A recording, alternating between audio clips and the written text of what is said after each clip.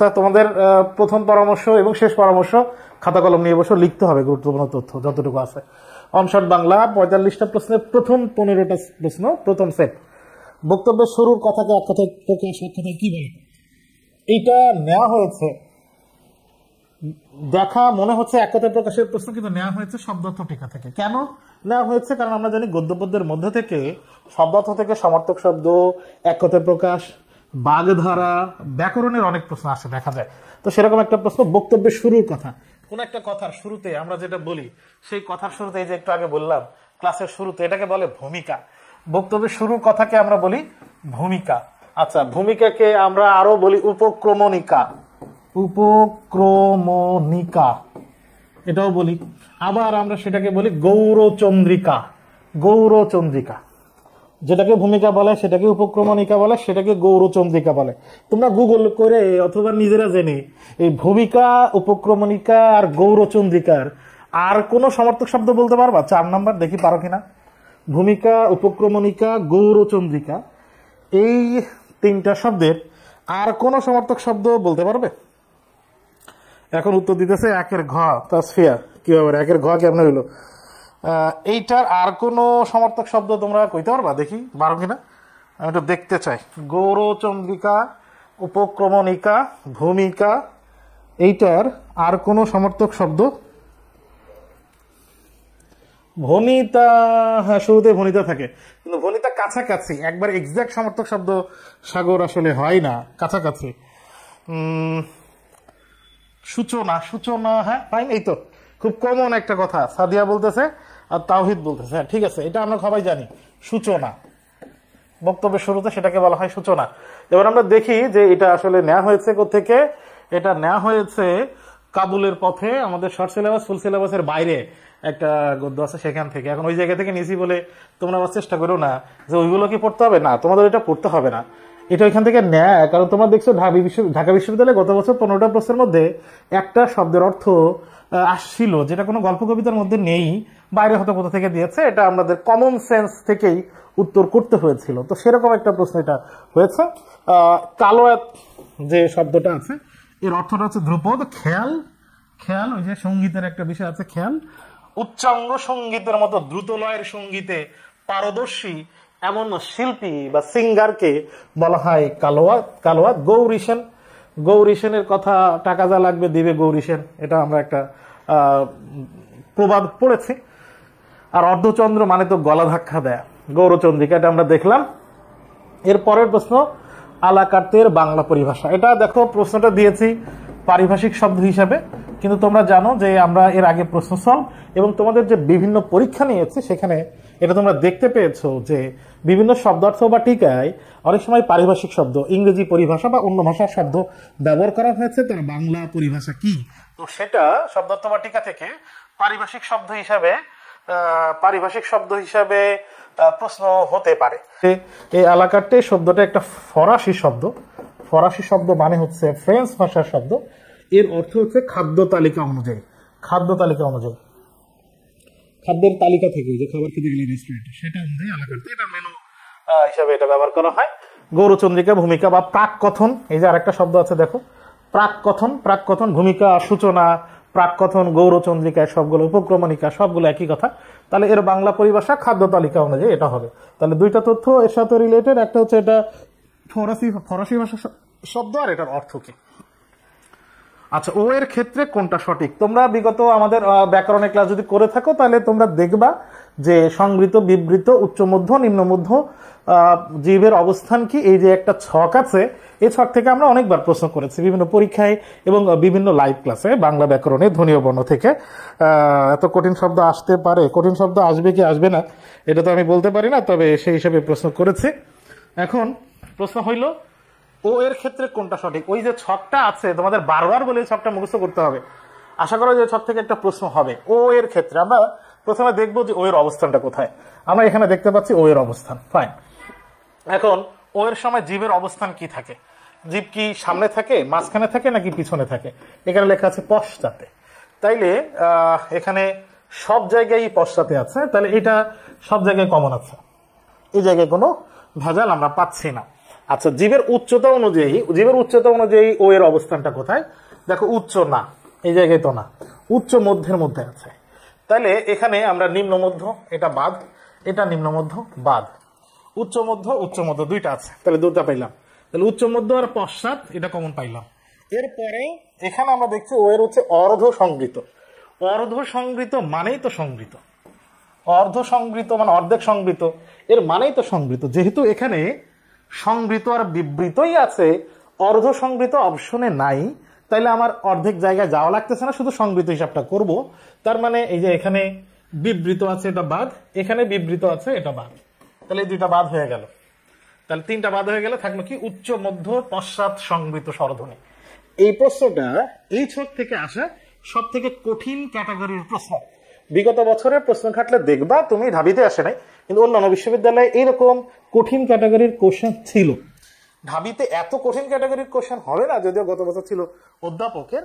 তাহলে সংবৃত বিবৃত জীবের অবস্থান কোথায়? আর সব থেকে ইম্পর্টেন্ট হচ্ছে জীবের অবস্থান একবারে মাঝখানে থাকে, নিম্নে বিবৃত, আবার জীবের অবস্থান জীব একবার নিচেতে থাকে, আবার মাঝখানে থাকে।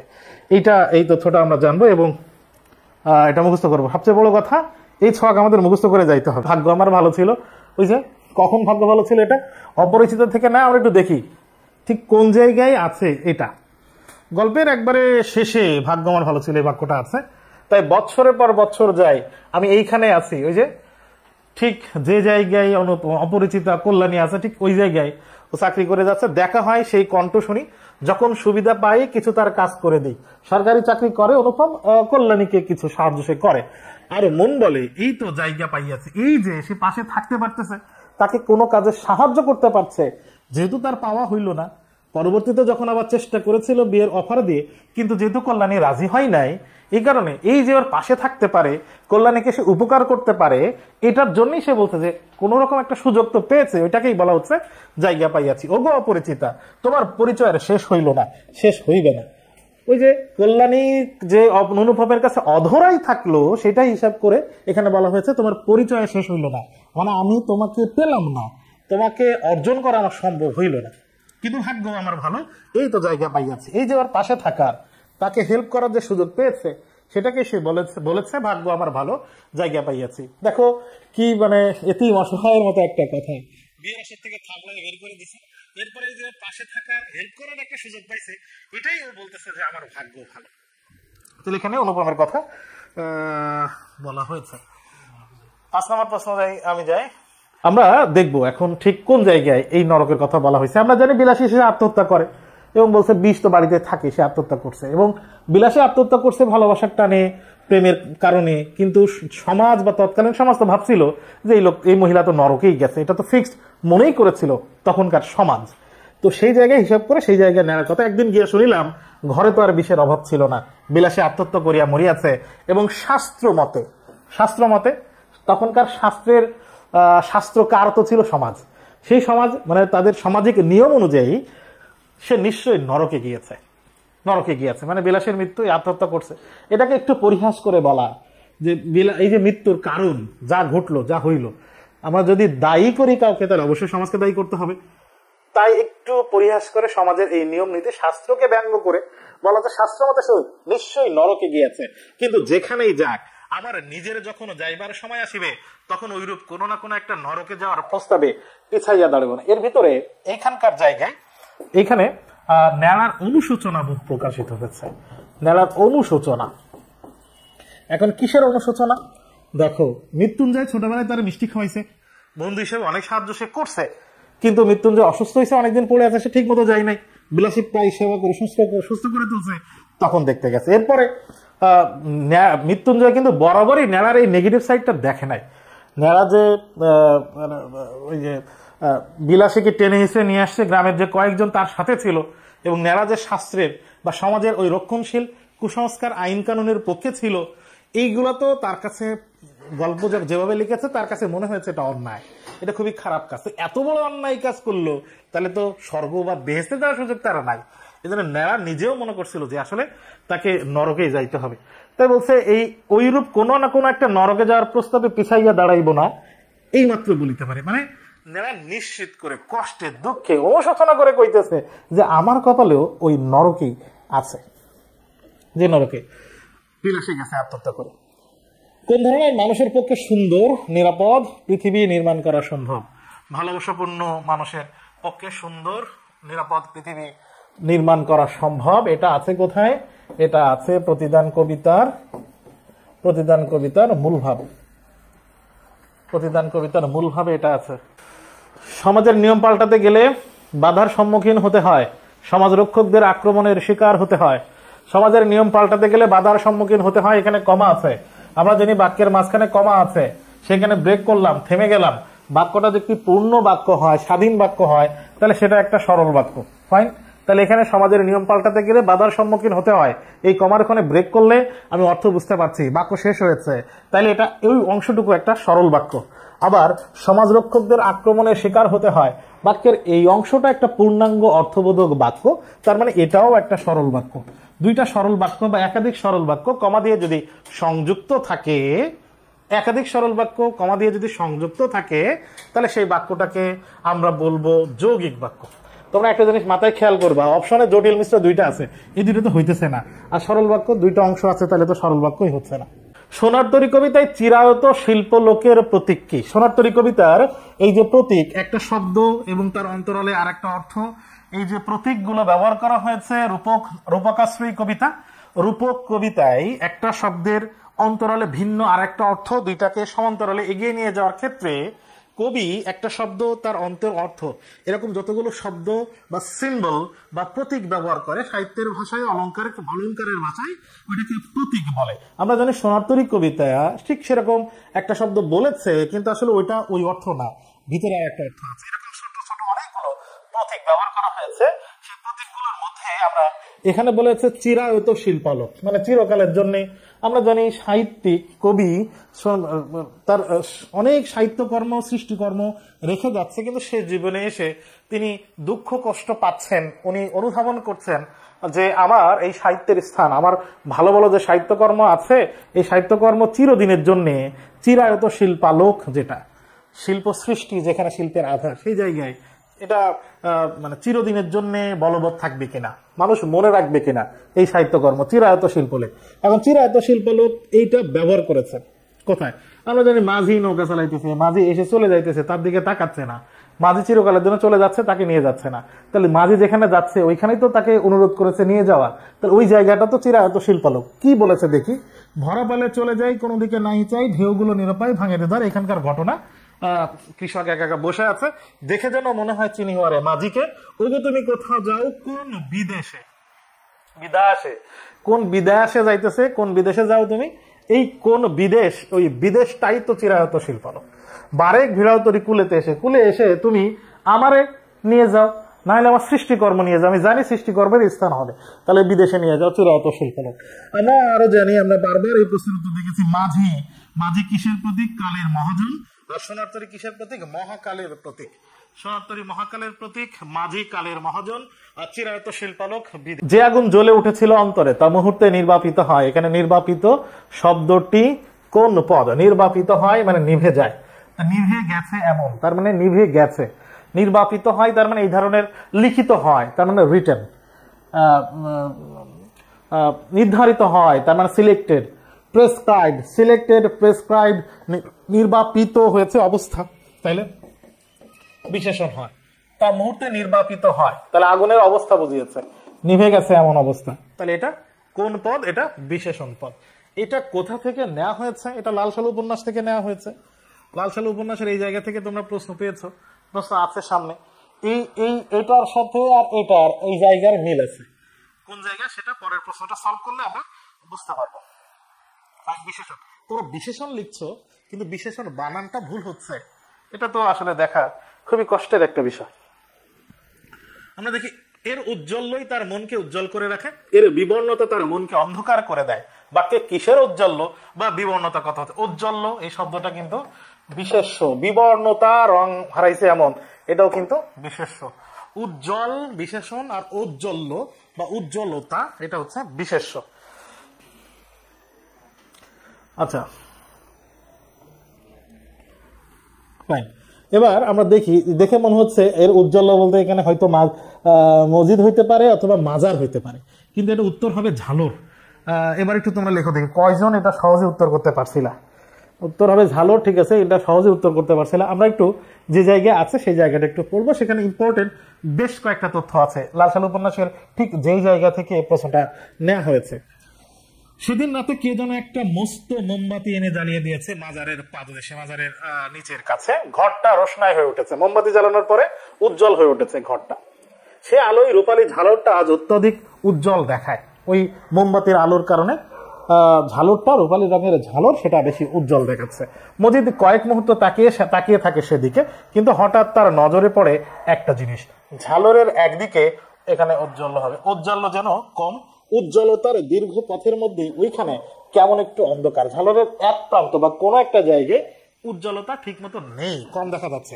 কাছে গিয়ে হাতে তুলে দেখে ঝালরটার রূপালী উজ্জ্বল সেখানে বিবর্ণ হয়ে গেছে। ঠিক ওই জায়গায়, ঝালরের ঠিক ওই জায়গায় রূপালী উজ্জ্বলটা বিবর্ণ হয়ে গেছে, সুতাগুলো খসে গেছে। এই যে কথাটা, এই কথাটা কিন্তু মজিদের আশু বিবর্ণতা, মজিদের সামনে যে ভবিষ্যৎ খারাপ, মজিদের কপালে যে দুর্গতি আছে, পুরা উপন্যাস জুড়ে বিভিন্ন ঘটনা, বিভিন্ন কাহিনী। মজিদের যে কোনো সময় হাওয়া শেষ হয়ে যাইতে পারে, যে কোনো সময় তার অস্তিত্বের সংকট শুরু হয়ে যেতে পারে, যে কোনো সময় তার অস্তিত্ব বিলীন হয়ে যেতে পারে। কারণ মেকি বা দুই নম্বরই বা কৃত্রিম বানানো যে শক্তি, মাজার, কৃত্রিম একটা মাজার, তার উপরে কুসংস্কারচ্ছন্ন সমাজকে সে যে একটা ভুয়া দুর্বল ঘটনার মাধ্যমে সে যে ইনকাম করছে, সমাজে প্রতিপত্তি লাভ করেছে, যে কোনো সময় তার প্রতিপত্তি দুর্বল হয়ে যাইতে পারে। এই জন্য উপন্যাসের বিভিন্ন জায়গায় দেখবে এরকম ছোটখাটো ঘটনা এবং ওটার অনুষঙ্গে বিভিন্ন প্রাকৃতিক বর্ণনা দিয়েছে। এই যে ঝালর, তার এক পাশে সুতা খসে যাচ্ছে, এটাও কিন্তু মজিদের যে ভবিষ্যৎ বিলীন হয়ে যাইতে পারে, মজিদের যে সংকটময় অবস্থা সম্মুখীন সে হতে পারে, সেটার একটা প্রমাণ। দেখে মুহূর্তে মজিদের মন অন্ধকার হয়ে আসে। ওই যে তার অবস্থান শেষ, তার সে ধরা খেয়ে গেল হয়তো। তার ভুরু কুচকে যায়, ঝালরের বিবর্ণ অংশটা হাতে নিয়ে স্তব্ধ হয়ে থাকে। ঝালরের বিবর্ণ অংশ খসে গেছে, ওখানে সুতা, সেই জায়গায় ধরে সে স্তব্ধ হয়ে থাকে, থেমে থাকে। তার জীবনে শৌখিনতা কিছু যদি থাকে, তবে তা এই কয়েক গজ রূপালী চাকচিক্য। তাহলে মনে রাখবা, মজিদের জীবনে শৌখিন্য যদি থেকে থাকে, তাহলে সেটা কি? সেটা এই ঝালর, কয়েক গজ রূপালী চাকচিক্য, চকচকে এই ঝালর। এর উজ্জ্বলই তার মনকে উজ্জ্বল করে রাখে, এর বিবর্ণতা তার মনকে অন্ধকার করে দেয়। এই যে আগের প্রশ্ন,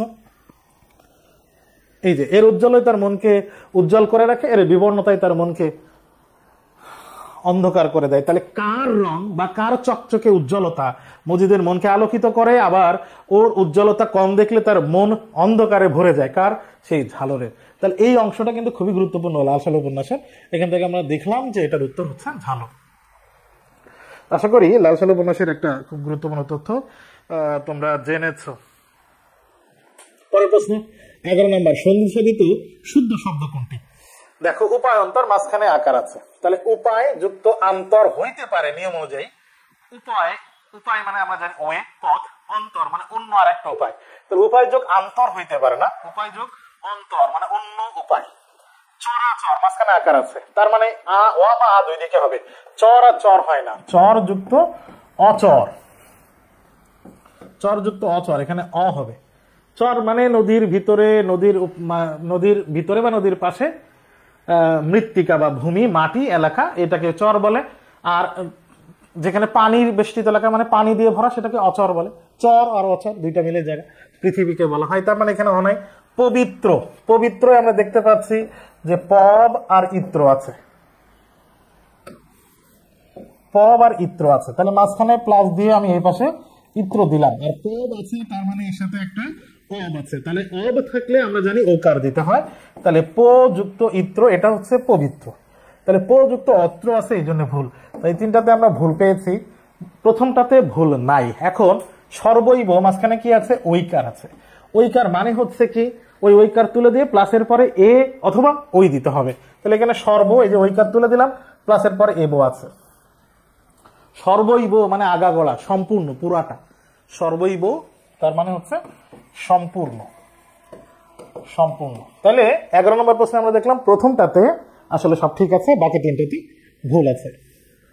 নিচের কোন বানানটি শুদ্ধ? মনোমোহন এটা শুদ্ধ, ঠিক আছে, এটা সন্ধি বিচ্ছেদ হচ্ছে মনো বিসর্গ মোহন, এটা ঠিক আছে। ব্যর্থ এর সন্ধি বিচ্ছেদ হচ্ছে বি যুক্ত অর্থ, যেহেতু অর্থ লেখা তাহলে ব্যর্থ আর আকার হবে না। ব্যর্থ এর সন্ধি বিচ্ছেদ হচ্ছে বি যুক্ত আপ্ত, আপ্ত আকার হয়, ব্যর্থতেও আকার হয়, এটা ভুল, এটা ভুল। প্রজ্জ্বল এটাকে ভাঙলে হবে প্রযুক্ত উজ্জ্বল, তিনটাতেই চারটা শব্দই সন্ধি বিচ্ছেদ দিয়ে গঠিত, এটা বিসর্গ সন্ধি দিয়ে গঠিত। প্রযুক্ত উজ্জ্বল, অ এর পরে যদি উ থাকে মাঝখানে তাহলে ও কার হয়, তাহলে প্রযুক্ত উজ্জ্বল এটা হবে প্রজ্জ্বল, ওকার হবে প্রযুক্ত উজ্জ্বল, প্রজ্জ্বল ওকার হবে, ওকার নেই এই জন্য ভুল, এটা আগে ক্লাসেও দেখিয়েছি। তার মানে এখানে শুদ্ধ বানান আছে প্রথমটা। আবার পরের প্রশ্নে যাই, কোন শব্দে উপসর্গটি নিকৃষ্ট, খুবই খারাপ, বাজে অর্থে ব্যবহৃত হয়েছে? উপসর্গের ক্ষেত্রে মনে রাখবা কোনটি কোন অর্থে যুক্ত হয়েছে তোমরা দুই জায়গায় পাবা, একটা হচ্ছে উপসর্গ আর একটা হচ্ছে অব্যয়ীভাব সমাসে। আবারও বলি, অব্যয়ীভাব সমাসে উপসর্গটি বা এই অব্যয়টি কোন অর্থে ব্যবহৃত হয়েছে আর উপসর্গের মধ্যে উপসর্গটি কোন অর্থে ব্যবহৃত হয়েছে, এই দুই জায়গা খুবই গুরুত্বপূর্ণ। অর্থ বুঝতে পারলে, শব্দটির অর্থ বুঝতে পারলে উপসর্গটি কি অর্থে ব্যবহৃত হয়েছে এটা বোঝা যায় বা জানা যায়। সেই হিসাবে কোন শব্দ উপসর্গটি নিকৃষ্ট অর্থে ব্যবহৃত হয়েছে, এটার উত্তর হচ্ছে অপব্যয়। এখন আমরা বাকি তিনটা শব্দে উপসর্গ আছে সেগুলো একটু দেখি। নিষেধ শব্দে যে নি উপসর্গ আছে এটা নিবৃত্ত অর্থে ব্যবহৃত হয়েছে।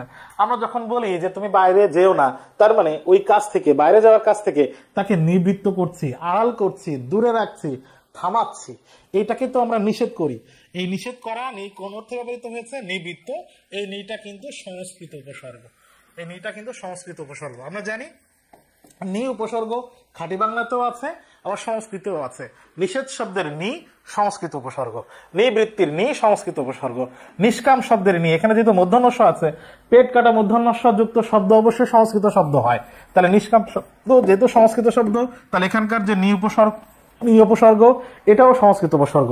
নিষ্কাম মানে হচ্ছে কামের অভাব, মানে কাজের অভাব, তাহলে নিষ্কাম শব্দের নি অভাব অর্থে ব্যবহৃত হয়েছে। আশা করি তোমরা নোট করছো, লিখছো। অত্যাচার শব্দটি সন্ধি দিয়ে ভাঙলে হয় অতি যুক্ত আচার, তাহলে এখানে উপসর্গ আছে অতি। অত্যাচার শব্দের অতি কোন অর্থ দিয়েছে? আতিশয্য। আতিশয্য মানে কি? বেশি, অতিশয়, অত্যাধিক, এগুলো আতিশয্য বোঝায়। অতিকায় হস্তি মানে বিশাল আকৃতির একটা হাতি, তাহলে অতিকায় শব্দের অতি, আতিশয্য শব্দের অতি, অত্যাধিক শব্দের অতি, অত্যাচার শব্দের অতি, আতিশয্য বোঝায়, আতিশয্য বোঝায়। আতিশয্য মানে বেশি, খুব ইম্পর্টেন্ট তথ্য, এটাও কিন্তু আমাদের মনে রাখা জরুরি। মুখস্থ করে ফেললাম, আমার মনে হয় তোমরা শুনে এটা মুখস্থ হয়ে গেছে। 14 নম্বর প্রশ্ন, অনেকের সমবেত চেষ্টায় যা করা হয় এক কথায় প্রকাশ। এটা এক কথায় প্রকাশ হিসেবে প্রশ্ন হয়েছে, বিলাসী গল্পের শব্দার্থ থেকে নেয়া এই প্রশ্ন, বিলাসী গল্পের শব্দার্থ থেকে নেয়া। অনেকের সমবেত প্রচেষ্টায়, অনেকে মিলে যেটা করে সেটাকে কি বলে? সেটাকে বারোয়ারি বলে, এটা হচ্ছে উত্তর। আর একটা, এই বারোয়ারি শব্দের আর একটা শব্দ আছে সর্বজনীন। অনেকের প্রচেষ্টায় যেটা করা হয় সেটাকে বলা হয় সর্বজনীন। তাহলে সার্বজনীন মানে কি? অনেকের বা সকলের জন্য যেটা মঙ্গল, সকলের জন্য মঙ্গলজনক, সকলের জন্য কল্যাণকর বা সকলের জন্য মঙ্গলজনক, সকলের জন্য ভালো, সেটাকে বলা হয় সার্বজনীন। আর অনেকের চেষ্টায় সবাই মিলে করা হয়েছে এমন জিনিস, সেটাকে বলা হয় বারোয়ারি অথবা সর্বজনীন। তাহলে এখানকার এক কথা প্রকাশ হবে বারোয়ারি। আদ্য প্রত্যয় যুক্ত হয়েছে। আদ্য প্রত্যয় মানে হচ্ছে কোন শব্দে কোনটাতে আদ্য প্রত্যয় মানে কোনটা আদিতে যুক্ত হয়। আমরা জানি সন্ধি, এটা তো আদির বিষয় না। নির্দেশক, এটাও তো পরে যুক্ত হয় শব্দের। উপসর্গ শব্দের আগে যুক্ত হয়, আগে, তার মানে কি আদিতে যুক্ত হয়। উপসর্গ শব্দের আদিতে যুক্ত হয়। বিভক্তি, এটাও শব্দের পরে যুক্ত হয়। তার মানে আমরা এখানে উত্তর পাইলাম আদিতে বা আগে যুক্ত হয় উপসর্গ, এই জন্য বলা হয় আদ্য প্রত্যয়। মানে উপসর্গ এটা একটা ছোট্ট অংশ, প্রত্যয় কিন্তু শব্দের আদ্য বা আদি বা শুরুতে যুক্ত হয়। গুড, এখন আমরা যাবো সেট নাম্বার 2। সেট নাম্বার 2 চলে আসি ভাই। হ্যাঁ, সেট নাম্বার 2 যাবো। সেট নাম্বার 2 যাই। প্রথম প্রশ্ন, আমার প্রকৃতি যে জাল দিয়ে বেড়া, বাক্যে জাল শব্দটির অন্তর্নিহিত অর্থ কি? এই প্রকৃতি জাল দিয়ে বেড়া ছিল কার? ওই যে তোমাদের খুবই প্রিয়, খুবই পছন্দজনক চরিত্র অনুপম, যাকে শুনেই, যার নাম শুনেই তোমাদের আমাদের মাহবুব স্যারের কথা মনে পড়ে, সেই অনুপমের প্রকৃতি জাল দিয়ে বেড়া, তার মানে কি? আচ্ছা, এখানে অনেকগুলো বিষয় থাকে। আমরা জানি যে পুরো গল্প জুড়ে অনুপমের বেশিরভাগ ক্ষেত্রে বৈশিষ্ট্যের মধ্যে রয়েছে কি, যে সে আসলে কোনো মানুষ হিসেবে, কোনো চরিত্র হিসাবে বেড়ে উঠতে পারেনি, তার মনের প্রসারতা হয়ে উঠতে পারে নাই, সে আসলে ছিল অন্তঃসার শূন্য, তার কোনো পরিণতি হয় নাই চরিত্র হিসাবে, ব্যক্তি হিসাবে। এটা আমরা দেখেছি, কিন্তু এই জায়গাটা কাছাকাছি একটু বেশি। আচ্ছা, প্রকৃতি জাল দিয়ে বেড়ায়, জাল মানে জটিলতা না, আচ্ছা মানসিকতা না, দুইটা হইতে পারে, সংকীর্ণতা আর সীমাবদ্ধতা, সীমাবদ্ধতা আর সংকীর্ণতা, এই দুইটা হইতে পারে। এবার আমরা ঠিক যে জায়গা থেকে বাক্যটি নেওয়া হয়েছে সেই জায়গায় গেলে এটা বুঝতে পারবো যে আসলে এখানে জালটা কিভাবে সংকীর্ণতা হয়, কিভাবে সংকীর্ণতা হয় সেটা একটু আমরা দেখি। কোন জায়গায় আছে, মেয়েটির সমস্ত শরীর মন যে একেবারে প্রাণে ভরা, তার সমস্ত চলাই বলাই স্পর্শে প্রাণ ঠিকরায় ওঠে। ওই যে তার চোখের সামনে ট্রেনে উঠে গল্প করতেছে বাচ্চা কাচ্চা নিয়ে কল্যাণী, সেই সময়কার কথা। তাই মেয়েরা যখন তার মুখে গল্প শোনে তখন গল্প নাই, তাহাকে শুনে। কল্যাণী এমন ভাবে গল্প করে কথা বলে, এই গল্প শুনেছে তারা অনেকবার, তারপরও গল্প শোনে না, তারা মনে হচ্ছে কল্যাণীকে শুনছে। তাহাদের হৃদয়ের উপর প্রাণের ঝর্ণা ঝরিয়া পড়ে, আর সেই উদ্ভাসিত প্রাণ আমার সেদিনকার সমস্ত সূর্য কিরণকে সজীব করিয়া তুলিল। প্রাণে প্রাণ ফিরে পেয়েছে এতদিন পরে, মনে হচ্ছে অনুপম। আর সেই উদ্ভাসীরা আমার মনে হইল আমাকে যে প্রকৃতি তাহার আকাশ দিয়া বেষ্টন করিয়াছে, সেই ওই তরুণীরই অক্লান্ত অম্লান প্রাণের বিশ্বব্যাপী বিস্তার। যে প্রকৃতি তাকে আটকে রাখছে, ধরে রাখছে, বেঁধে রাখছে, এখন মনে হচ্ছে সেই প্রকৃতি, এই তরুণীর যে বিস্তারটা এখন আমি দেখছি, যে তারুণ্য, যে উচ্ছলতা আমি দেখতে পাচ্ছি, এটা যেন আমার সেই প্রকৃতির বিস্তার। এরপর আরো কিছু অংশ আছে, তারা বলা হয়েছে আমার প্রকৃতি যে জাল দিয়ে বেড়া, আমি কেন বেশ সহজে হাসি মুখে মেয়েটির কাছে এই চানা এক মুঠো চাহিয়া লইতে পারিলাম না। দেখো, অনুপম নিজের সিদ্ধান্ত নিতে পারে না, মা ছাড়া কিছু বুঝেই না, মামার সিদ্ধান্তের বাইরে যেতে পারে না। এই যে অনুপমের পশ্চাদপদতা, এই যে অনুপমের সংকীর্ণতা এখানে প্রকাশিত হয়েছে। দেখো, তার প্রকৃতি জাল দিয়ে বেড়া, তার মানে তার বেড়ে ওঠা, তার চলাফেরা, তার সবকিছুই ওই সংকীর্ণতার আড়ালেই রয়ে গেছে সারা জীবন। সে সহজেই সবকিছু ছেড়ে ওই মেয়েটার সাথে কথা বলতে পারছে না, চানামুট চেয়েও খেতেও পারছে না, পারলো না। হাত বাড়াইয়া দিয়া কেন আমার লোভ স্বীকার করিলাম না, মানে আমার যে লোভ হইতেছে খাইতে, এটা সব বলতে পারছে না। কারণ এখানে সীমাবদ্ধতার কাছাকাছি, কিন্তু এটাকে সংকীর্ণতা হিসেবে আমরা ধরতে পারি। প্রতিদান কবিতার নিরন্তর শব্দটির নি উপসর্গটি কোন অর্থ দেয় না, নিরন্তর শব্দটির নি উপসর্গ দেয় না। এই নিরন্তর শব্দটি আসলে শব্দার্থ থেকে এখানে নেওয়া হয়েছে। আমরা শব্দার্থ পড়লে দেখব, নিরন্তর মানে এটা হচ্ছে সতত, প্রায়ই, সবসময়। সতত, প্রায়ই, সবসময়। আরো একটা বলতে পারি নিরন্তর, একটার পর একটা হতেই থাকে। আমরা একটা বলতে পারি অবিরাম। অবিরাম মানে বিরামহীন, অবিরাম, অবিরাম না, সরি, এটা হবে অবিরাম। অবিরাম, এখানকার অ কিন্তু অ এর মতো উচ্চারিত হবে, কারণ বিরাম শব্দের বিপরীত অর্থ দিয়েছে।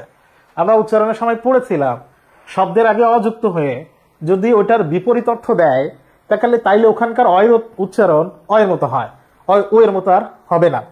কিন্তু যদিও ই আছে তারপরেও, যেহেতু বিপরীত অর্থ দিয়েছে, কিন্তু এটার উচ্চারণ কিন্তু অভিরাম।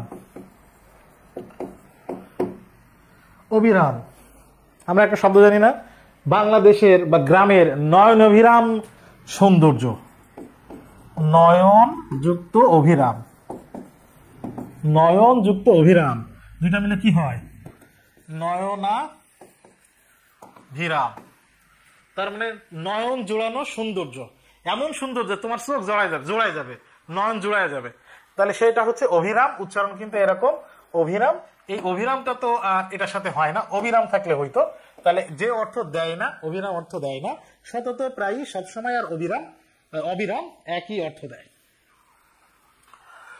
বিদ্রোহী কবিতায় কবি কাদের বীজ জ্বালা হতে চেয়েছেন? কবি অবমানিতের বীজ জ্বালা হতে চেয়েছেন। কবিতার ওই জায়গাটা একটু আমরা দেখি কি বলা হয়েছে। আমি উন্মন মন উদাসীন, আমি উদাসীন মন, উন্মন মন, উদাসীন মন। আমি বিধবার বুকে ক্রন্দন শ্বাস, বিধবা সব হারিয়ে, স্বামী হারিয়ে যে কান্নাকাটি করে, ক্রন্দন শ্বাস, সেটার ভিতরে আমার অস্তিত্ব আমি সেখানে খুঁজে পাই। হাউতাস, আমি হুতাশীন, যে হাউতাস করে, হতাশ হয়ে গেছে, যে আশা হারিয়েছে, যে তার হাউতাস, ওখানে আমি আমার অস্তিত্ব, আমার জায়গা, আমি আমার নিজেকে খুঁজে পাই। আমি বঞ্চিত ব্যথা পথবাসী চির গৃহহারা যত পথিক পথ হারায় যে কষ্টে আছে, এই তার বুকে যে ব্যথা, সেই জায়গায় আমি আমার নিজেকে, আমার নিজের অস্তিত্ব জাগান দেই। আমি অবমানিতের মরম বেদনা, একজন নির্যাতিত হয়েছে, নিপীড়িত হয়েছে, মনে কষ্ট পেয়েছে, তার মনের যে বেদনা, মরম বেদনা, আমি সেটা অনুভব করতে পারি, সেখানে আমার অস্তিত্ব আমি খুঁজে পাই। বিষ জ্বালা, ওই মরম বেদনা বা ওই মর্ম বেদনা, ওই মনের ওই কষ্টকে বলা হচ্ছে বিষ জ্বালা, সেটা মনের ভিতরে বিষের মতো জ্বলে। তার মানে এখানে বিষ জ্বালা কার? অবমানিতের। আরো একটা আছে, আরো একটা কার কি? প্রিয় লাঞ্ছিত বুকে গতি ফের। লাঞ্ছিত হয়েছে যে, আমি সেখানে গতিশীল অবস্থান, আমার নিজের অবস্থানটা গতি খুঁজে পাই। লাঞ্ছিত বুকে গতি ফের, একজন লাঞ্ছিত হয়েছে, তার বুকে ফের মানে গতি হিসেবে ফেরত আসা, ফিরে আসা, সেখানে আমি আমার অস্তিত্ব দেখতে পাই। তার মানে এই চারটা লাইন, এই চারটা চরণে কিন্তু বিদ্রোহী কবিতায় নজরুলের বিদ্রোহী সত্তার বেশ কিছু অবস্থান কিন্তু আমরা এই চারটা চরণে দেখতে পাই। বেশ অনেকগুলো তথ্য এখানে আছে। বিষ জ্বালা আমরা দেখতে পাই অবমানিতার। বিদ্রোহী কবিতা রিটার্ন আসতে পারে বা বিদ্রোহী কবিতা থেকে প্রশ্ন আসবেই, এই টাইপের কথা আমরা ক্লাসে বা অনেক সময় শুনে থাকি, বলে থাকি। বারবার মনে হয় বিদ্রোহী কবিতা পড়ালে বা প্রশ্ন আসলে এখান থেকে প্রশ্ন আসবে বা আসতে পারে, সেই জন্য। আচ্ছা, এই যে জাতীয় নাগরিক কমিটি, তারা আগস্ট মাসের 3 তারিখে যে নতুন রাজনৈতিক বন্দোবস্ত ঘোষণা দিয়েছিল, উল্টোপাল্টা কইছিল, আকাম করছিল, যে আকামের কারণে আমরা বিপদে পড়ছি। নতুন রাজনৈতিক বন্দোবস্ত জুলাই বিপ্লবের চালিকা শক্তি। যদিও জুলাই বিপ্লব আমি এখানে লিখেছি, তবে এটাকে বিপ্লব হিসেবে যারা বিপ্লব করছে তারাও মানে না, মানুষজন মানতেছে না। তাহলে জুলাই বিপ্লবের চালিকা শক্তি। এখন জুলাই বিপ্লবকে, এই জুলাইটা যে বিপ্লব হইতে পারে, এইটা কন্টিনিউ করে নিয়ে যাওয়া, মানে এটার পাথে হিসাবে থাকা, সেটার মূল এলিমেন্ট, মূল উপাদান কোনটা? সেটা হচ্ছে নতুন রাজনৈতিক বন্দোবস্ত। তার মানে রাজনীতিকে নতুনভাবে মানে সাজাইতে হবে, এই জন্য কষ্ট করে বেড়াইতেছে নাইদরা, আসিফরা, হাসান আবদুল্লাহরা।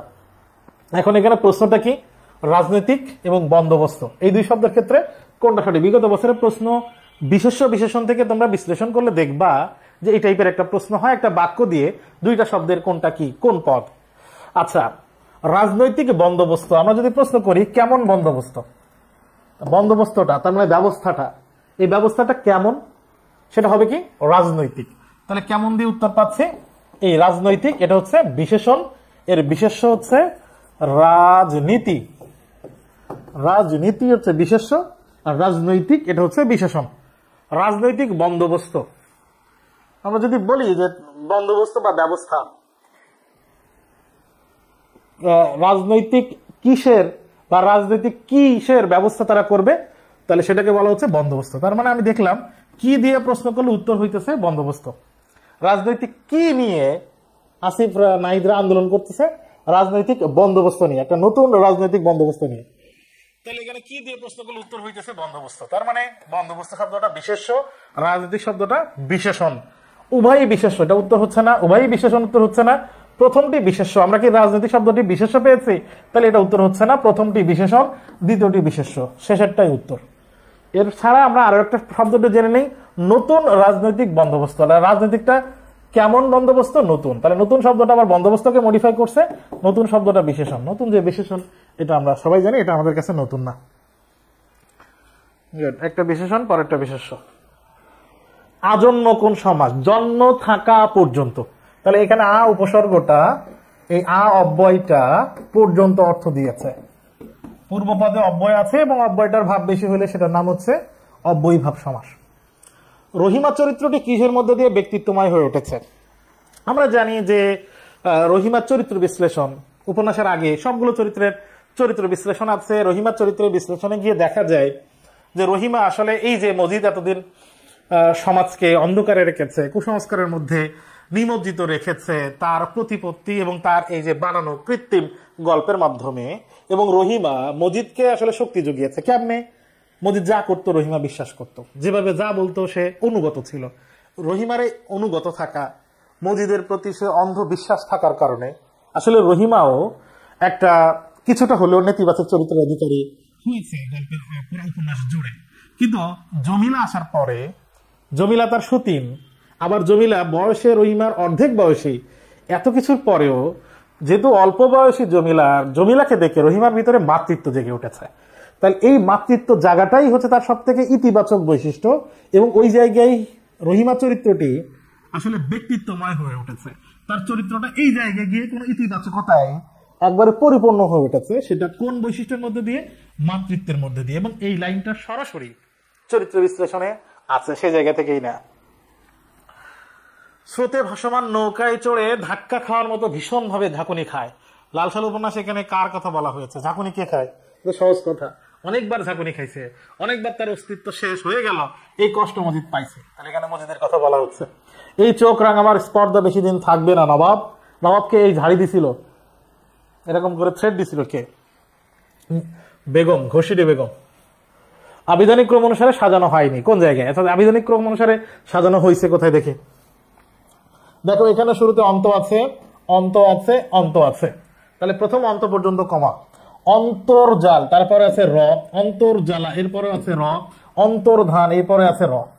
তার মানে আমরা অন্তর পর্যন্ত কমন পাইলাম, অন্ত রেফ বা র পর্যন্ত কমন পাইলাম।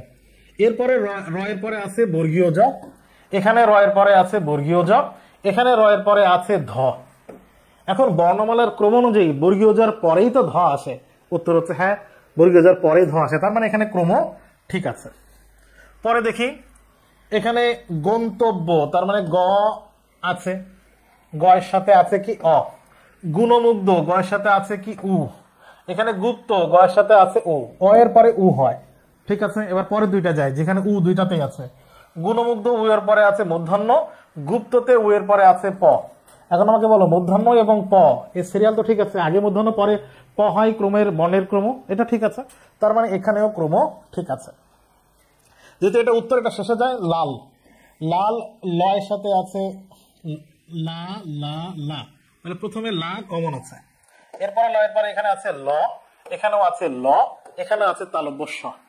ল এর পরে ল আর তালব্য স, অন্তস্থ জ, র, ল, তালব্য স, ল এর পরে তালব্য স, এটা হচ্ছে বর্ণের ক্রম। তাহলে এটা ঠিক আছে। যেহেতু এখানে ল এর পরে ল আছে, এখানেও ল এর পরে ল আছে, তাহলে এই দুইটা কমন। এখানে একটু হিসাব করি, এখানে ল এর সাথে আছে অ, এখানে ল এর সাথে আছে ই, অ এর পরে একটু ই, এটাও ক্রম ঠিক আছে। তার মানে আমরা অভিধানে লাল, লালিমা এবং লাশ তিনটা শব্দ খুঁজলে আগে লাল, এরপরে লালিমা, তারপরে লাশ পাবো, ক্রম ঠিক আছে। 3 নম্বরে কোথায় ঠিক নেই? 3 নম্বরে কিভাবে ঠিক নেই এবার একটু দেখি, খেয়াল করি। স্পষ্ট দন্তস্ব প, স্পর্শ দন্তস্ব প, স্পর্ধা দন্তস্ব প, প্রথম দুইটা বর্ণ ঠিক আছে। এরপরে আছে কি মূর্ধন্য স, এরপরে আছে রেফ মানে র, এরপরে আছে রেফ মানে র। তাহলে মূর্ধন্য স্বর পরে কি র, অন্তস্থ জ, র, ল, তালব্য স, মূর্ধন্য স, দন্ত স। বর্ণের ক্রম পড়লে আমরা র আগে পাই নাকি মূর্ধন্য স আগে পাই? আমরা দেখতে পাচ্ছি রটা আগে পাই। তাহলে স্পষ্টের আগে স্পর্শ পাবো, স্পর্ধা আগে পাবো আমরা অভিধানে খুঁজলে। তাহলে এখানে ক্রম ঠিক নাই। এবার আমরা বের করব স্পর্শ আর স্পর্ধা, এই দুইটার মধ্যে কোনটা আগে পাই কোনটা পরে পাই। দেখো স্পর্শ এই পর্যন্ত র পর্যন্ত ঠিক আছে, দন্তস প এর র পর্যন্ত ঠিক আছে, এরপরে আছে তালব্যস্যা, এরপরে আছে ধ। ধ তালব্যস্যার মধ্যে আমরা বর্ণের ক্রমে কোনটা আগে পাই? উত্তর হচ্ছে ধ আগে পাই। এই জন্যে স্পর্ধা আর স্পর্শ এই দুইটা শব্দের মধ্যে স্পর্ধা শব্দে বা অভিধানে আমরা আগে পাবো। তার মানে আমরা এই প্রশ্ন দেখলাম 1 নম্বর, 2 নম্বর, 4 নম্বর সব অপশনগুলো ক্রম ঠিক আছে, 3 নম্বর অপশনে ক্রম ঠিক নাই, এই জন্য উত্তর 3 নম্বরটা। পরের প্রশ্নে যাই, 10 নম্বর। নিচের কোন বানানগুলো ঠিক আছে? দেখো মুহূর্ত বানানে মাঝখানে দীর্ঘকার, মূর্ধন্য বানান কিন্তু মূর্ধন্য বানানে কিন্তু হবে দন্তান্ন, এটাও ঠিক আছে। গমনে দন্তান্ন হবে, স্মরণে র এর পরে ন মূর্ধন্য হবে, এই জায়গায় ঠিক আছে। বাকি এখানে মূর্ধন্য হবে না, এখানে রস্যকার দেয়া আছে, এখানে মূর্ধন্য দেয়া আছে, আবার এখানে দন্তান্ন দেয়া আছে, এইখানে সব ঠিক আছে। 11 নম্বর, শুদ্ধ উচ্চারণ কোনটি? মাঝখানে পয়সাতে রফলা থাকলে প এ দীপ্ত হয়, তাহলে অপ্রতুল, এটা ঠিক আছে। আমরা ভুলে বলি আবৃত্তি, আবৃত্তি না, এর উচ্চারণ হবে আবৃত্তি। তাহলে আবৃত্তিতে কিন্তু ব দুইটা হবে না, এটা ভুল। এটা যে যুক্ত বর্ণটা আছে, এই যুক্ত বর্ণটা আছে ম আর হ। আমরা যুক্ত বর্ণ বিশ্লেষণ করলে হয় যুক্ত ম লিখবো, কিন্তু উচ্চারণের সময় ম আগে হবে, কারণ বর্ণমালা ম আমরা আগে পড়ি। তাহলে ব্রাহ্ম হবে না, এটা হবে ব্রাহ্ম। এটা অজুহাত না, এটা হবে অজুহাত, অজুহাত। তাহলে এটা ঠিক আছে, বাকি তিনটা ভুল। একই সময়, এক কথায় কি বলে একই সময়, মানে দুইটা একসাথে হচ্ছে, এটাকে সাইমালটেনিয়াসলি একসাথে হয়েছে, কনজুগুয়াল বলতে পারি, একসাথে হইতেছে, তাহলে সেটাকে বলে যুগপৎ। সমকালীন মানে সমসাময়িক, সমকালীন মানে হচ্ছে সমসাময়িক, আর সমকাল মানে হচ্ছে একই সময়, একই সময় মানে বা একই যুগ, একই যুগ বা একই সময়, এটা বোঝাতে হয় সমকাল। সংকীর্ণ দূরীকরণের সজীব প্রাণের সংস্পর্শ। সংকীর্ণতা আমরা জানি লাল সালু উপন্যাসে মজিদ এবং মজিদের মাধ্যমে যা কিছু তৈরি হয়েছিল মোহাম্মদনগর এবং তৎকালীন সমাজে, এটা ছিল সংকীর্ণতা, ছিল কুসংস্কার, ছিল সেই সংকীর্ণতার মধ্যে সজীব প্রাণ, মানে ঠিক যে বয়সের মানুষ সেরকম আচরণ করবে, এই প্রাণ বিচ্ছুরিত হয়েছিল। এই প্রাণ ধর্ম আমরা দেখতে পেয়েছিলাম কার চরিত্রের মাধ্যমে? আমরা দেখতে পেয়েছিলাম জমিলার চরিত্রের মাধ্যমে। এই জন্য কোন চরিত্রের সাথে প্রাসঙ্গিক? এটা জমিলা চরিত্রের সাথে প্রাসঙ্গিক। ড্যাশ কিংবা ড্যাশ কোনো সমস্যারই সমাধান করা যায় না, এটা মানব কল্যাণ প্রবন্ধ থেকে নেওয়া হয়েছে। আমরা জানি যে প্রবন্ধ বা কবিতা থেকে এরকম শূন্যস্থান পূরণ হতে পারে। এড়িয়ে গিয়ে জোড়াতালি দিয়ে কোনো সমস্যারই সমাধান করা যায় না, প্রথমটা এড়িয়ে গিয়ে পাঁচটা জোড়াতালি দিয়ে শূন্যস্থান থেকে এরকম প্রশ্ন হতে পারে। নকশা কোন ভাষার শব্দ? নকশা এটা একটা আরবি ভাষার শব্দ, ভালো করে খেয়াল করে লিখে রেখো, মনে রেখো, নকশা আরবি ভাষার শব্দ।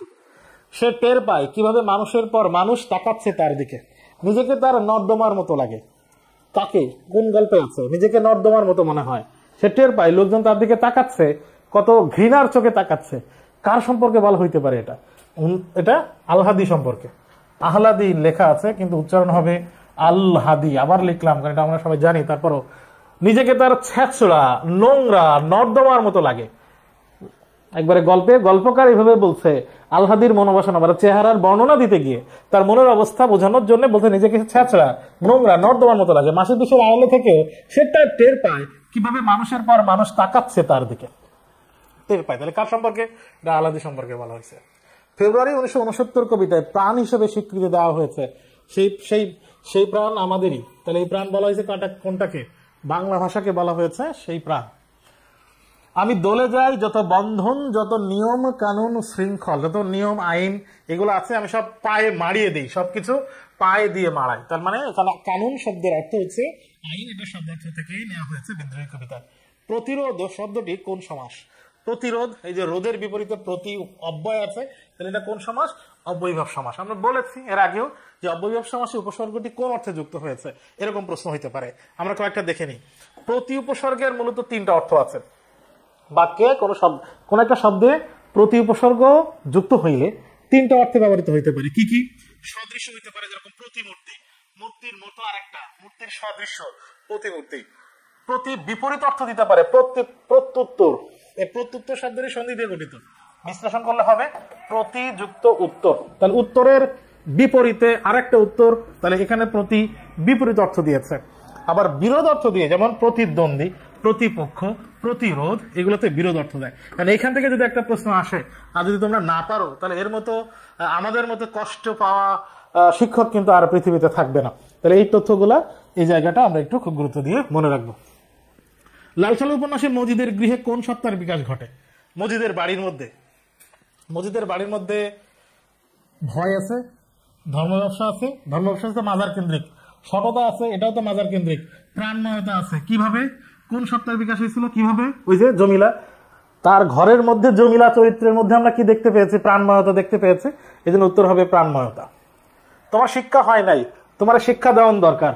ওই প্রাণময়তার শিক্ষা দিতে চাইছিল। কে দিতে চাইছিল? কার কথা বলা হয়েছে? শিক্ষা দেওয়ার কথা এখানে জমিলা। কে বলেছে এই কথা? উত্তর হইতো মজিদ। তোমার শিক্ষা হয় নাই, তোমার শিক্ষা দেওয়ার দরকার, কে কইছে? মজিদ। কার কথা বলা হয়েছে এখানে? জমিলাকে শিক্ষা দেওয়ার কথা বলা হয়েছে। শুধু অপমান নেই আমার, এই উক্তিটি কার? শুধু অপমান নেই আমার, এই উক্তিটি হচ্ছে সিরাজউদ্দৌলা। যুক্তাক্ষর, কতটি অক্ষর রয়েছে? যুক্তাক্ষর শব্দটি আমরা যদি এটাকে ভাঙি তাহলে এরকম হবে, যুগ তাক খোর, যুগ তাক খোর। তার মানে অক্ষর আছে কয়টা? তিনটা। যুক্তাক্ষর শব্দটিতে অক্ষর আছে তিনটা। কোন বানানটি অশুদ্ধ? দেখো, বলকল এই শব্দ থেকে আসছে বাকল। বাকল মানে কি? বাকল মানে আমরা জানি গাছের ছাল, গাছের ছালকে বলা হয় বাকল বা বলকল। শুষ্ক, শুষ্ক মানে শুকনো, এটা ঠিক আছে। ব্যাপ্ত এরকম না, ব্যাপ্ত হচ্ছে বি যুক্ত আপ্ত, আপ্ত আকার হবে। তাহলে কোন বানানটি অশুদ্ধ, এটা অশুদ্ধ,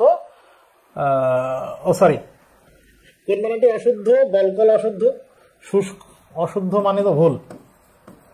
তাহলে বলকল শুদ্ধ, শুষ্ক শুদ্ধ, ব্যাপ্ত শুদ্ধ, এই ব্যাপ্তটা ভুল, উত্তর হবে এই ব্যাপ্তটা। সরি, আমার একটু উলটপালট হয়ে যাচ্ছিল, অশুদ্ধ মানে তো ভুল, শুদ্ধ না, তাহলে এখানে ব্যাপ্ত বানানটা শুদ্ধ না। উপসর্গযুক্ত শব্দ কোনটি? কোনটাতে উপসর্গ আছে? দ্রোহী, এই শব্দের বি, বিশেষ দ্রোহ, বিশেষ অর্থে ব্যবহৃত হয়েছে, বি উপসর্গ যুক্ত হয়েছে এবং এটা সংস্কৃত উপসর্গ। ব্যঞ্জন সন্ধি সাধিত, আমরা দুর্নিবারের সন্ধি বিচ্ছেদ করলে পাবো কি? দু বিসর্গ নিবার, তার মানে এটা আমরা দেখছি বিসর্গ সন্ধি, বিসর্গ সন্ধি। অত্যাচার্য শব্দের সন্ধি বিচ্ছেদ হচ্ছে অতি যুক্ত আশ্চর্য, অতি আশ্চর্য, আমরা অতি ই আছে পরে আছে, তার মানে এটা আমরা দেখতে পাচ্ছি এটা স্বরসন্ধি। সন্ন্যাস শব্দের সন্ধি বিচ্ছেদ হচ্ছে সম যুক্ত ন্যাস, এটা আমরা ন, এখানে ন আছে, তার মানে দুইটাতে ব্যঞ্জন দেখতে পাচ্ছি, এটা ব্যঞ্জন সন্ধি। পর্যাপ্তের সন্ধি বিচ্ছেদ হচ্ছে পরিযুক্ত আপ্ত, এখানে পরি শেষে ই আছে পরে আ আছে, দুই দিকে স্বরধ্বনি পেয়েছি আমরা, তার মানে এটা স্বরসন্ধি। তাহলে এখানে উত্তর হচ্ছে সন্ন্যাস, এটা ব্যঞ্জন সন্ধির উদাহরণ। লাস্ট প্রশ্ন, রেইনকোট গল্পে অফিসের জন্য আলমারি, রেইনকোট গল্পে মোট আলমারি কেনা হয়েছে 10টা, কিন্তু অফিসের জন্য কেনা হয়েছে 3টা। মোট 10টা আলমারি, কিন্তু অফিসের জন্য